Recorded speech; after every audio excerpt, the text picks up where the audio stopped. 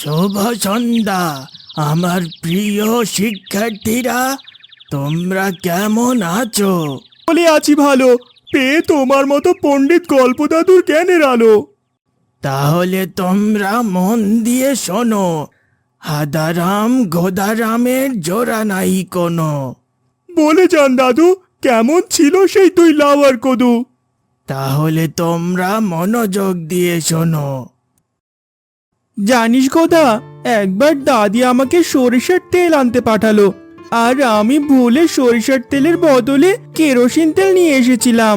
তারপর দাদি যখন সরিষার তেল মনে করে গরম কড়াইতে কেরোসিন তেল ঢেলে দিল, অমনি দাও দাও করে আগুন জ্বলে উঠল। কি বলিস?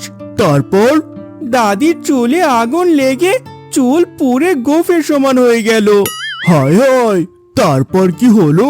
কি আর হবে, আমাকে পরবর্তী 3 দিন কেরোসিন দিয়ে বনরুটি খেতে হলো। তোর দাদা কিছু বলেনি তোর দাদিকে? বলেনি বুঝি, বলেছিল বলেই দাদাকে 1 সপ্তাহ হাসপাতালে থাকতে হয়েছিল। কেন? দাদা বলেছিল, তোমার কি আক্কেল নেই যে কোনটা সরিষার তেল আর কোনটা কেরোসিন তেল এটা বুঝতে পারোনি? তারপর কি হলো? দাদি বললেন, তোমার তো আক্কেল বেশি, তাই এই বেলনের বাড়ি খেয়ে আক্কেল দাঁত পড়লে তখন বেআক্কেল হবে। এই বলে বেলুন দিয়ে দেয় একবারই, আর এতেই দাদার 6টি দাঁত পড়ে যায়। তা তোর দাদা এখন কিভাবে খাবার খায়? ওই দাদি কিছুটা চিবিয়ে দেয়, তারপর দাদা খায়। দাদা আর আমি মনে হয় এ যাত্রায় বেঁচে গেলাম। তা আমার কাহিনীটা একটু মন দিয়ে শোন। বল দেখি শুনি, তোর দাদি আবার আমার দাদির মতো কি জ্ঞানী? আমিও তোর মতো মাঝে মধ্যেই কেনাকাটা করি। এই কেনাকাটায় আমার জন্য কাল হলো। এখন অনেকে আমার সেই দুর্ঘটনার কথা জানে। তা আমাকে তো কিছু বলিসনি। আরে বলার মতো কিছু না, বলতে পারিস শরমের কথা। খুলে বল দেখি। তোকেও খুলে বলতে হবে আবার? দাদি সেদিন আমাকে বাজারে পাঠালো হলুদের গুঁড়ো আনতে এবং বললেন, দেখে শুনে ভালোটা কিনবি। তা তুই কি করলি?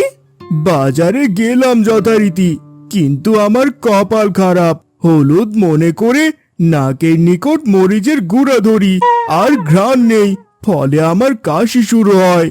বলিস কি? তারপর কি হলো? যা হবার তাই হলো। তুই তো জানিস আমি একটু মোটা সোটা, ফলে প্যান্টটা একটু টাইট হয়। তা আমি যখন হাঁচি আর কাশি শুরু করলাম, অমনি আমার প্যান্টের হুক চিড়ে যায়, ফলে আমার প্যান্টটা খুলে নিচে পড়ে যায়। রাম রাম, হলো কি আকাম?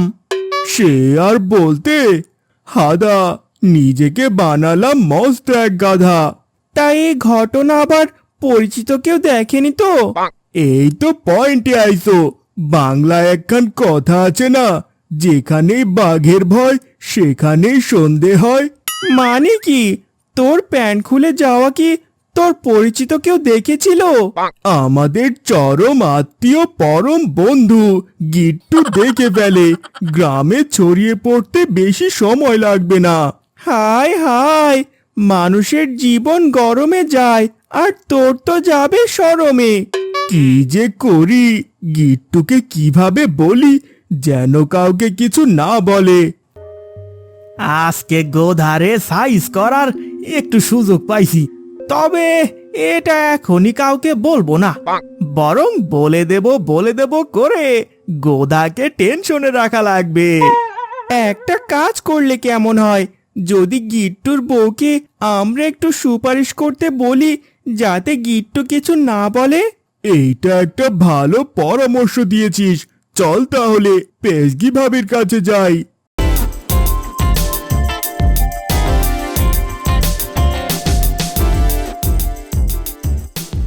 কেমন আছেন ভাবি? ভালোই আছি। তা তোমরা কেমন আছো?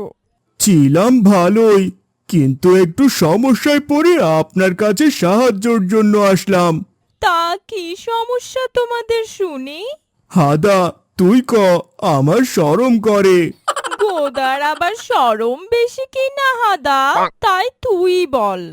ঠিক আছে ঠিক আছে, আসলে ভাবি, গোদা বাজারে যায় হলুদ কিনতে, কিন্তু ভুল করে হলুদের পরিবর্তে মরিচের গুঁড়ো নাকের কাছে নেয়। ফলে হাঁচি আর কাশি শুরু হয়। জোরে হাঁচি দিলে গোদার প্যান্টের হুক ছিঁড়ে যায় এবং প্যান্ট খুলে মাটিতে পড়ে যায়। কিভাবে?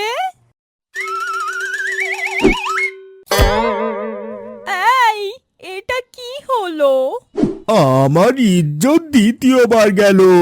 ভাবি, গিট্টু ভাই দেখেছে, তাকে বোঝান যেন কাউকে না বলে। আমি আর কাউকে কিছু বলবো না, তোরাও কিছু বলিস না।